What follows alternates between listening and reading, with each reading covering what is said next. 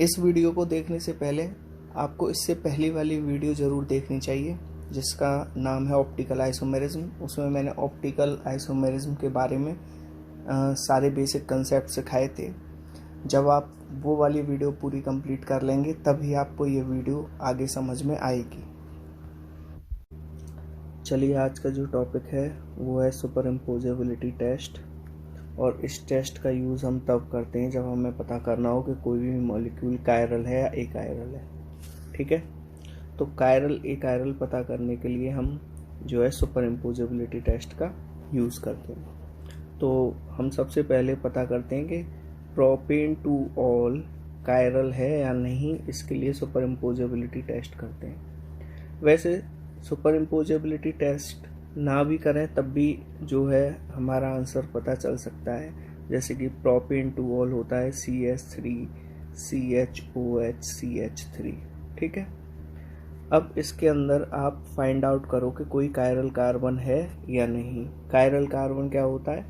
जिसकी चारों वैलेंसी से जोड़ने वाले चारों ग्रुप डिफरेंट हों, वो कायरल कार्बन होते हैं। तो देखो, पहला वाला कार्बन कायरल नहीं है क्योंकि इस कार्बन से 3 हाइड्रोजन जुड़े हुए हैं जो कि एक जैसे हैं। दूसरा वाला कार्बन भी कायरल नहीं है क्योंकि इस कार्बन से ये 2 CH3 जो जुड़े हुए हैं वो एक जैसे हैं।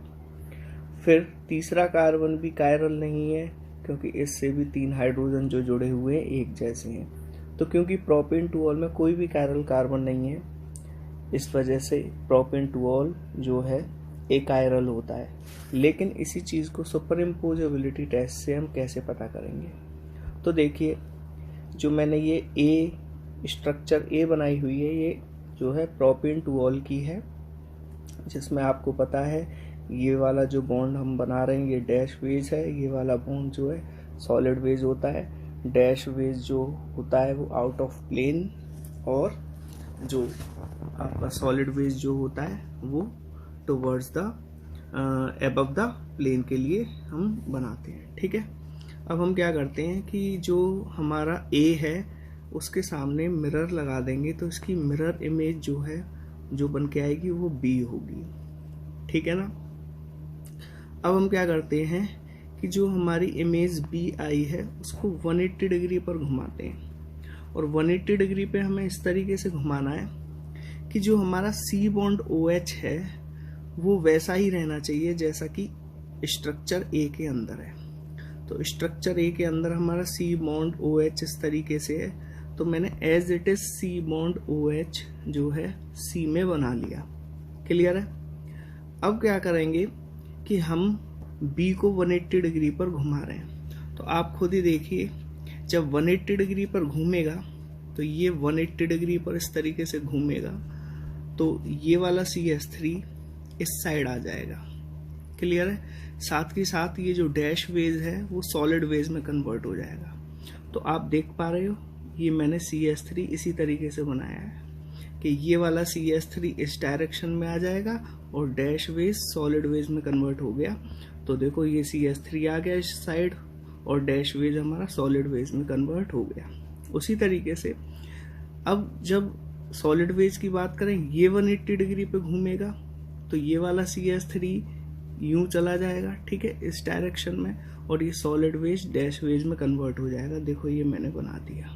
क्लियर है। अब हम क्या करते हैं कि ए और सी को चेक करके देखते हैं कि क्या ये एक दूसरे को सुपर इम्पोज करते हैं या नहीं करते। उसके लिए हम क्या करेंगे कि सी को उठाकर एज इट इज ए के ऊपर रखते हैं। क्या ये एक दूसरे को कोइंसाइड करेंगे? तो यस, ये वाला CH3 इसके साथ कोइंसाइड करेगा, ये वाला CH3 इसके साथ कोइंसाइड करेगा, ये H इसके साथ और OH इस OH के साथ। ठीक है, कोइंसाइड कर रहे हैं, यानी A और C हमारे क्या हो गए? Super imposable. और आपको पता है, अगर सुपर इम्पोजेबल मिरर इमेज होती हैं तो मॉलिक्यूल कैसा होता है? एकायरल। अब इसी चीज़ को हम ब्यूटेन टू ऑल के लिए करते हैं। ठीक है, तो हमारे जो स्ट्रक्चर D है वो ब्यूटेन टू ऑल है। क्लियर है। पिछले प्रोपेन टू ऑल की तरह ही हम इसके सामने पहले मिरर रखते हैं, तो मिरर में इसकी मिरर इमेज इस तरीके से आ जाएगी। ये तो सिंपल है। अब देखिए, क्या करते हैं कि हम जो स्ट्रक्चर E है उसको 180 डिग्री पर घुमाते हैं। 180 डिग्री पर घुमाते हैं तो अगेन आपको याद रखना है कि जो स्ट्रक्चर F है उसका C बॉन्ड H का ओरिएंटेशन वैसा ही होना चाहिए जैसा कि D में है। D के अंदर C बॉन्ड OH, क्लियर है? तो ऐसा ही C बॉन्ड OH मैंने F में बना दिया है। अब देखिए, मैं जैसे ही इस E को 180 डिग्री पर घुमाऊंगा तो ये जो है 180 डिग्री पर घूमने के बाद ये CH3 यहाँ आ जाएगा, क्लियर है? साथ के साथ ये डैश वेज सॉलिड वेज में कन्वर्ट हो जाएगा। तो देखो ये मैंने इस तरीके से बनाया। ऐसे ही इस C2H5 को जब आप 180 डिग्री पर घुमाओगे, C2H5 को 180 डिग्री पर ऐसे आपने घुमाया, क्लियर है? तो ये C2H5 यहाँ पर आ जाएगा, ठीक है? देखो ये आ गया, और जो ये सॉलिड वेज आपको दिखाई दे रहा है वो डैश वेज में कन्वर्ट हो गया। अब D और F को हम जरा चेक करके देखते हैं कि क्या ये सुपर इम्पोजेबल है या नॉन सुपर इम्पोजेबल है। तो हम देखें कि जैसे ही F को उठाकर एज इट इज D के ऊपर रखेंगे तो C2H5 और CH3 एक दूसरे के ऊपर आ जाएंगे।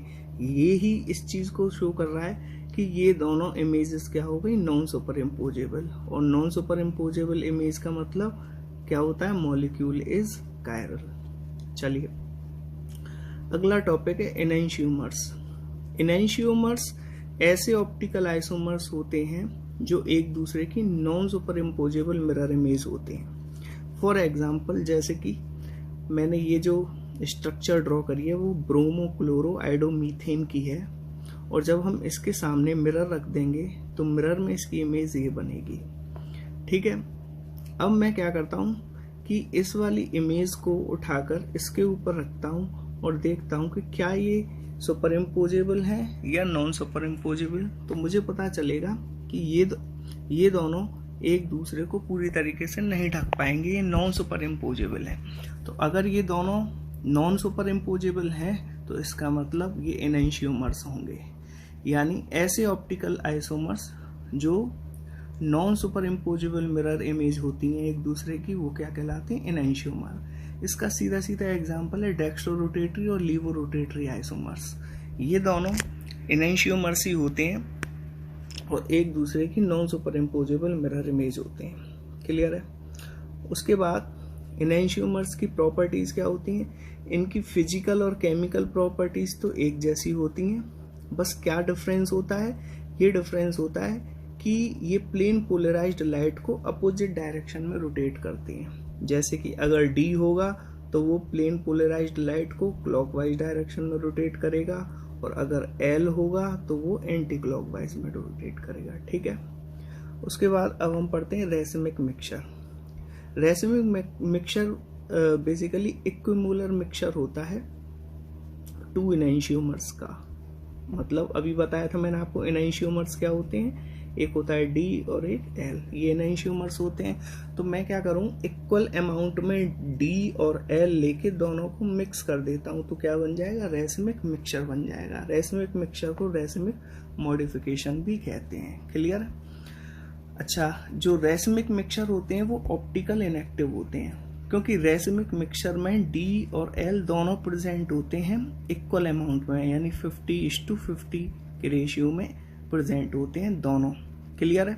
तो डेक्स्ट्रो का जो क्लॉकवाइज रोटेशन है वो लीवो के एंटी क्लॉकवाइज रोटेशन को कैंसिल कर देगा, क्लियर है? तो नेट ऑप्टिकल रोटेशन क्या हो जाएगा, 0। नेट ऑप्टिकल रोटेशन 0 हो जाने की वजह से हम कह देंगे कि रेसिमिक मिक्सचर हमारा कैसा होता है, ऑप्टिकली इनएक्टिव, क्लियर है? या फिर आप ऐसा समझिए कि मेरे पास एक सॉल्यूशन है रेसिमिक मिक्सचर का, और रेसिमिक मिक्सचर के सॉल्यूशन में से जब मैं प्लेन पोलराइज्ड लाइट को पास कराऊंगा तो क्या होगा कि डेक्स्ट्रो रोटेटरी तो क्या करेगा कि उस पीपीएल को क्लॉकवाइज डायरेक्शन में रोटेट कर देगा, पर क्योंकि मिक्सचर में लीवो रोटेटरी भी प्रेजेंट है इक्वल अमाउंट में, तो जो पीपीएल क्लॉकवाइज डायरेक्शन में रोटेट हुई थी वो वापस से एंटी क्लॉकवाइज डायरेक्शन में रोटेट हो जाएगी और उतने ही एक्सटेंट में जितने एक्सटेंट में क्लॉकवाइज डायरेक्शन में रोटेट हुई थी। तो इसका मतलब नेट ऑप्टिकल रोटेशन जो है उस प्लेन पोलराइज्ड लाइट का 0 हो जाएगा। तो सॉल्यूशन से बाहर जो मुझे पीपीएल मिलेगी अगेन उसमें नेट रोटेशन मुझे 0 देखने को मिलेगा।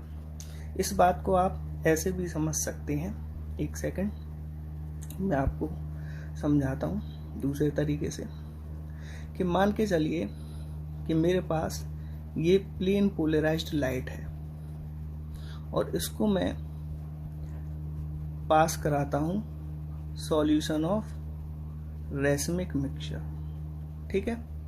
अब आपको पता है रेसमिक मिक्सचर में डी और एल दोनों प्रेजेंट होंगे इक्वल अमाउंट में। तो जैसे ही ये PPL plane polarized light solution को क्रॉस करेगी तो क्या होगा कि इस सॉल्यूशन का जो डेक्स्ट्रो वाला कंपाउंड होगा वो पीपीएल को क्लॉकवाइज डायरेक्शन में रोटेट कर देगा। क्लियर है? लेकिन क्योंकि इस मिक्सचर में लीवो रोटेटरी भी प्रेजेंट होता है तो जो लाइट क्लॉकवाइज डायरेक्शन में रोटेट हुई थी वो वापस से उसी पोजीशन पर चली जाएगी। क्लियर है?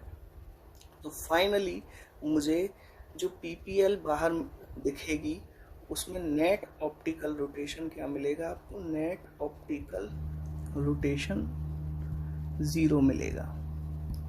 इसका मतलब रेसमिक मिक्सचर ने तो पीपीएल को रोटेट किया ही नहीं, और अगर पीपीएल रोटेट हुई नहीं है तो इसका मतलब रेसमिक मिक्सचर क्या हुआ? ऑप्टिकल इनएक्टिव हुआ। ठीक है, तो ये बात समझ में आ गई कि a racemic mixture is always optical inactive because the clockwise rotation of dextro will cancel out anti-clockwise rotation of LIVO, so net optical rotation becomes 0।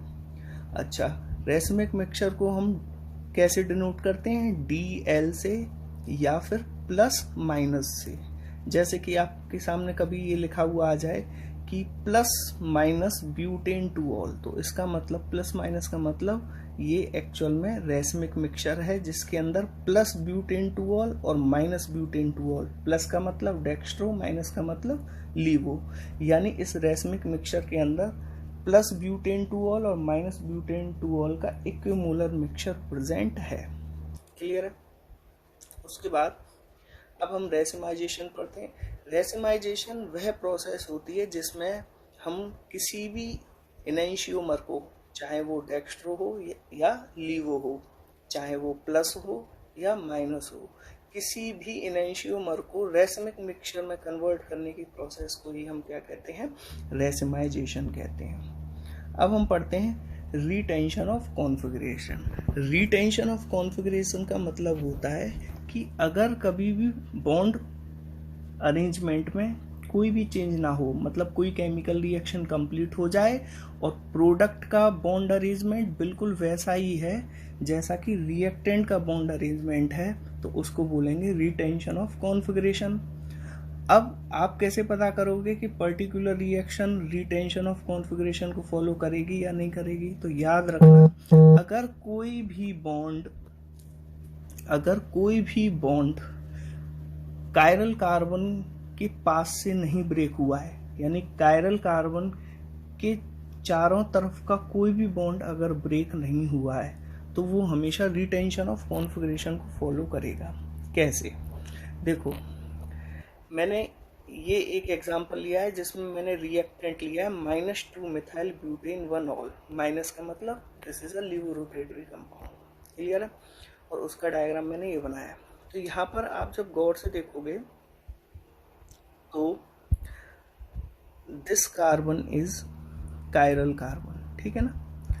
This carbon is chiral carbon, क्योंकि इस कार्बन से जुड़ने वाले जो 4 groups हैं वो एक तो है CH3, एक है H, एक है CH2CH3 और एक है CH2OH। ये चारों ग्रुप्स डिफरेंट है, तो ये कार्बन जो बीच में दिख रहा है डेट इज कायरल कार्बन। ठीक है, ये कायरल कार्बन है। अब देखिए मैं क्या कर रहा हूँ कि 2 मिथाइल ब्यूटेन 1 ऑल की रिएक्शन HCl से करा रहा हूँ। तो रिएक्शन में क्या होना है कि इस तरीके से यहाँ से ये H2O रिमूव होगा, ये आपको दिखाई दे रहा है, ये H2O इस तरीके से रिमूव होगा, यहाँ से ये H2O रिमूव हो जाएगा। अब बचा ये Cl, और ये Cl जो है यहाँ OH की पोजीशन पर आ जाएगा, देखो ये आ गया। क्लियर है।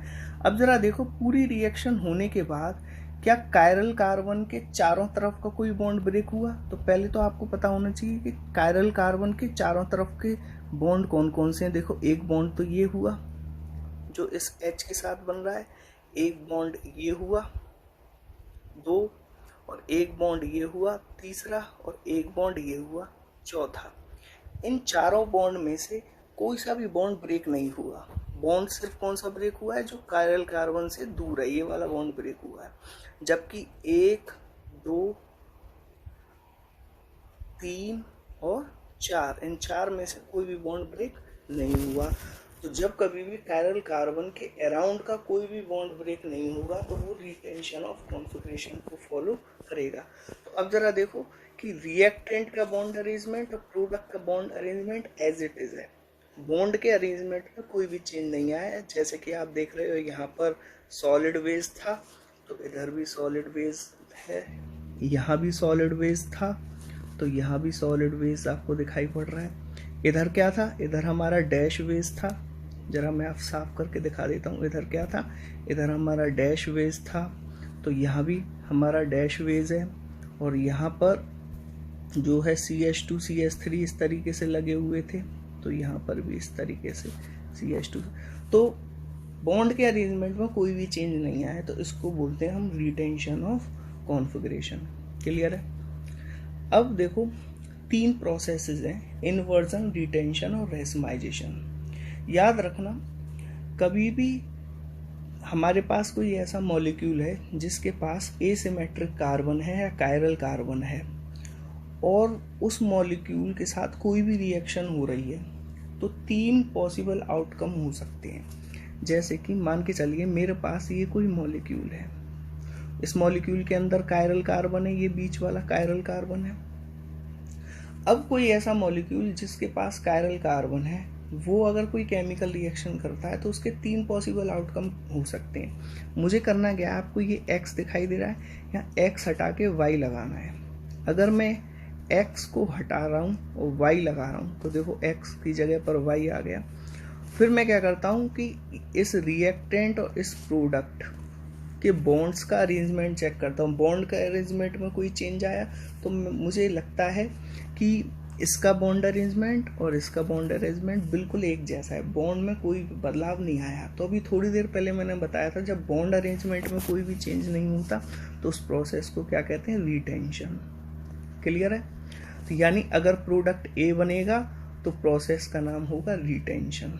अब मान के चलो कि मैं यहाँ से इस x को हटाकर और y लगा रहा हूँ, और उसके बाद पॉसिबल आउटकम मुझे B मिलता है।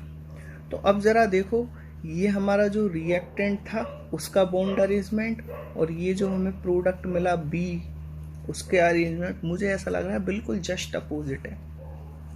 क्लियर है। आप देख भी पा रहे होंगे कि यहाँ X और CH3 राइट साइड में है, और इधर H और CH3 लेफ्ट साइड में है। तो मैं ये कह सकता हूँ कि जो हमारा B है उसका बॉन्ड अरेंजमेंट हमारे रिएक्टेंट का जस्ट अपोजिट है, तो इसको बोलेंगे हम इनवर्जन। ये इनवर्जन प्रोसेस से हो रहा है। क्लियर है। अब देखिए साथ के साथ एक चीज़ और आप ऑब्जर्व करिए कि जो हमारा A है और B है वो एक दूसरे की मिरर इमेज है। क्लियर है। मैं आपको साफ करके थोड़ा सा दिखा देता हूँ, एक सेकंड। जैसे कि यहाँ पर क्या लगा हुआ है, ये Y लगा हुआ है, तो मैं थोड़ा क्लियर कर देता हूँ जिससे कि आपको बिल्कुल साफ दिखाई दे जाए। देखिए जितना पॉसिबल हो सकता है मैं, तो देखिए यहाँ पर आप सिर्फ आप बॉन्ड अरेंजमेंट चेक करिए कि A और B, ये हमारा B है, इन दोनों को आप कंपेयर करके देखो तो मुझे ऐसा लग रहा है कि A और B जस्ट एक दूसरे की मिरर इमेज है। और वो भी मिरर इमेज कैसी है? नॉन सुपर इम्पोजेबल, क्योंकि A को उठाकर B के ऊपर रखोगे तो ये एक दूसरे को कोइंसाइड नहीं करेंगे। तो क्योंकि ए और बी एक दूसरे की non superimposable mirror image है, यानी ए और बी क्या हुए, एनेंशियोमर, यानी कि इनमें से कोई एक डेक्स्ट्रो होगा तो दूसरा वाला क्या होगा, लीवो। क्लियर है। तो तीसरा पॉसिबल आउटकम क्या होता है, तीसरा पॉसिबल आउटकम होता है ए प्लस बी, यानी ऐसा भी हो सकता है कि हमें 50% ए मिले और 50% बी, 50% डेक्स्ट्रो मिले और 50% लीवो मिले। जब मुझे वो 50-50% डेक्स्ट्रो और लीवो मिलते हैं तो वो हमें क्या मिल, ए प्लस बी क्या बन गया, हमारा रेसिमिक मिक्सचर बन गया। क्योंकि 50 इक्विमोलर अमाउंट में डी और एल जब बन जाते हैं तो वो क्या होता है, रेसिमिक मिक्सचर। तो ये जो तीसरा आउटकम मुझे मिला ए प्लस बी, वो कौन सी फिनोमेना से मिला, रेसिमाइजेशन से। क्लियर है। तो 3 पॉसिबल आउटकम समझ में आ गए। तो ये अभी मैंने जो पीछे स्ट्रक्चर्स ड्रॉ करी थी उसी के बारे में लिखा हुआ है कि अगर हमारा यहाँ पर देखिए कंपाउंड ए मिलता है तो कंपाउंड ए मिलेगा तो उस प्रोसेस को रिटेंशन कहेंगे। उसी तरीके से अगर हमें कंपाउंड बी मिलता है तो उसको बोलेंगे इन्वर्जन ऑफ कॉन्फ़िगरेशन। और उसी तरीके से अगर मुझे ए और बी दोनों मिलते हैं 50:50, यानी इक्वल रेशियो में मुझे ए और बी दोनों मिलते हैं, और हमें पता है कि ए और बी यानी कि this is A and this is B, ये दोनों एक दूसरे की non superimposable mirror images थी। तो मुझे ए और बी मिल रहे हैं 50-50, और ए और बी दोनों नॉन सुपर इम्पोजेबल हैं, यानी कि एनेंशियोमर्स हैं। तो इसका मतलब मुझे जो ए और बी दोनों मिले हैं वो एक रेसिमिक मिक्सचर है, और उस प्रोसेस का नाम है रेसिमाइजेशन। और जो हमें ए और बी का मिक्सचर मिला वो ऑप्टिकल इनएक्टिव होता है। क्यों होता है वो मैं आपको पहले ही बता चुका हूँ। अब देखिए स्टीरियोकेमिस्ट्री ऑफ SN2 रिएक्शन। तो ये कहा जाता है कि SN2 रिएक्शंस हमेशा इन्वर्जन ऑफ कॉन्फ़िगरेशन को फॉलो करती हैं। क्लियर है। जैसे कि मेरे पास ये कोई एल्काइल हैलाइड है जिसका नाम है 2-ब्रोमो ऑक्टेन, और इसके सामने माइनस लगा हुआ है, यानी ये लीवो रोटेटरी है। अब इस पर एक न्यूक्लियोफाइल OH नेगेटिव अटैक करता है। अब आपको पता है कि SN2 रिएक्शन में न्यूक्लियोफाइल हमेशा बैक साइड से अटैक करता है। तो जिस डायरेक्शन में Br है उसके अपोजिट डायरेक्शन से ये OH नेगेटिव अटैक करेगा, और कहाँ करेगा, इस पर, ये कायरल कार्बन जिस पे पार्शियल पॉजिटिव चार्ज है। तो जैसे ही OH नेगेटिव इस कार्बन पर अटैक करेगा उसके बाद क्या होगा कि एट द सेम टाइम यहाँ से ये Br रिमूव हो जाएगा in the form of Br negative, और इस तरीके से ये OH नेगेटिव जो है इस कायरल कार्बन से जुड़ जाएगा। और देखो जुड़ने के बाद जो बॉन्ड्स के ओरिएंटेशन है वो टोटली डिफरेंट हो गए। आप ज़रा इस रिएक्टेंट के बॉन्ड ओरिएंटेशन को और प्रोडक्ट के बॉन्ड ओरिएंटेशन को गौर से देखेंगे तो ऐसा लगेगा कि प्रोडक्ट के बॉन्ड ओरिएंटेशन रिएक्टेंट के बॉन्ड ओरिएंटेशन के जस्ट उल्टे हो गए। इस तरीके से जैसे कि ये अम्ब्रेला है और इस अम्ब्रेला को हम तूफान वाले दिन लेके जाते हैं तो तूफान की वजह से जैसे अम्ब्रेला बिल्कुल उल्टा हो जाता है, उसी तरीके से जो है प्रोडक्ट का बॉन्ड ओरिएंटेशन बिल्कुल रिएक्टेंट के बॉन्ड ओरिएंटेशन का उल्टा हो गया। मैं आपको कोशिश करता हूँ बताने की। जैसे कि प्रोडक्ट का बॉन्ड ओरिएंटेशन कुछ इस प्रकार से है, क्लियर है, और हमारा जो ये रिएक्टेंट है उसके बॉन्ड ओरिएंटेशन कुछ इस तरीके से है, क्लियर है, ठीक है। और मैं जब आप देखोगे इन दोनों को कंपेयर करके देखो तो ये बॉन्ड ओरिएंटेशन और ये बॉन्ड ओरिएंटेशन जस्ट एक दूसरे के अपोजिट दिखाई दे रहे हैं। तो इसी को बोलते हैं इन्वर्जन ऑफ कॉन्फ़िगरेशन। तो SN2 रिएक्शन हमेशा इन्वर्जन ऑफ कॉन्फ़िगरेशन को फॉलो करते हैं। अब देखिए स्टीरियोकेमिस्ट्री ऑफ SN1 रिएक्शन। ये कहा जाता है कि SN1 रिएक्शन हमेशा रेसिमाइजेशन को फॉलो करती है। रेसिमाइजेशन का मतलब SN1 रिएक्शन के अंदर हमेशा रेसिमिक मिक्सचर बनता है। अब रेसिमिक मिक्सचर क्यों बनता है, तो आपको पता है SN1 रिएक्शन के 2 स्टेप्स होते हैं। प्रीवियस वीडियोस में जाके देखना, मैंने बता रखी है मैकेनिज्म SN1 SN2 दोनों की। तो SN1 रिएक्शन की जब मैकेनिज्म बताई थी तो मैंने उस मैकेनिज्म के 2 स्टेप बताए थे। स्टेप 1 में कार्बोकैटायन बनता है, ठीक है, और जो कार्बोकैटायन बनता है उसकी प्लेनर ज्योमेट्री होती है इस तरीके से। देखिए ये जो है हमारा स्टेप 1, दिस इज स्टेप 1, ये हमारा पहला स्टेप है। तो पहले स्टेप में कार्बोकैटायन फॉर्म होता है कैसे, जैसे कि हमारा कोई एल्काइल हैलाइड है, तो यहाँ पर हेटेरोलाइटिक फिशन की वजह से यहाँ से Br नेगेटिव रिमूव हो जाएगा, तो इस कार्बन पर पॉजिटिव चार्ज आ जाएगा। देखो ये आ गया पॉजिटिव चार्ज, क्लियर है। और इस कार्बन से CH3H और CH2CH3 यानी कि ये तीनों जुड़ गए, क्लियर है। तो इस तरीके से ये हमारा कार्बोकैटायन बन गया। अब कार्बोकैटायन की जो ज्योमेट्री होती है वो प्लेनर होती है। देखो ये कार्बोकैटायन है हमारा, ये सेकंड स्टेप में जा रहे हैं अब हम। ये कार्बोकैटायन है, इसकी प्लेनर ज्योमेट्री होती है। प्लेनर ज्योमेट्री होने की वजह से अब हमारा जो न्यूक्लियोफाइल है वो दोनों डायरेक्शन से अटैक कर सकता है, यानी कि राइट साइड से और लेफ्ट साइड से, दोनों से। SN2 में क्या था, SN2 रिएक्शन में थोड़ा रेस्ट्रिक्शन था हमारे पास कि न्यूक्लियोफाइल हमेशा बैक साइड से ही अटैक करेगा, यानी जिस साइड हेलोजन है उसके अपोजिट साइड से अटैक करेगा। लेकिन अब यहाँ SN1 के अंदर ये वाली रेस्ट्रिक्शन ख़त्म हो जाती है, क्योंकि एक्चुअल में SN1 के अंदर जो न्यूक्लियोफाइल अटैक कर रहा है वो कार्बोकैटायन पर कर रहा है, और कार्बोकैटायन पर कोई भी हेलोजन नहीं है, ठीक है। सेकेंडली उसकी प्लेनर ज्योमेट्री है, तो दोनों साइड से OH नेगेटिव अटैक करने के लिए बिल्कुल फ्री है, कहीं से भी अटैक करेगा, क्लियर है। अगर राइट साइड से अटैक करेगा तो ये प्रोडक्ट बनेगा, और लेफ्ट साइड से अटैक करेगा तो ये प्रोडक्ट बनेगा। अब ये जो प्रोडक्ट बना, ये प्लस ब्यूटेन टू ऑल और माइनस ब्यूटेन टू ऑल जो बना, ये 50-50% बनते हैं, क्लियर है। 50-50% बनते, 50% ये बनता है, 50% ये बनता है। साथ ही साथ आप देखोगे प्लस ब्यूटेन टू ऑल और माइनस ब्यूटेन टू ऑल की स्ट्रक्चर आप कंपेयर करोगे तो ये एक दूसरे की non super imposable mirror image दिखाई पड़ती हैं, क्लियर है। यानी मेरा कहने का मतलब है, जब आप इसको देखोगे ये वाली ज्योमेट्री और इस वाली ज्योमेट्री को देखोगे तो ये दोनों एक दूसरे की non super imposable mirror images हैं, यानी इनमें से कोई एक D होगा तो दूसरा वाला L होगा, यानी आपको 50-50% D और L का मिक्सचर मिल रहा है। तो इसका मतलब SN1 रिएक्शन में जो फाइनल प्रोडक्ट होता है वो रेसिमिक मिक्सचर होता है, और इसी वजह से ये कहा जाता है कि SN1 रिएक्शन हमेशा रेसिमाइजेशन को फॉलो करती है, ठीक है।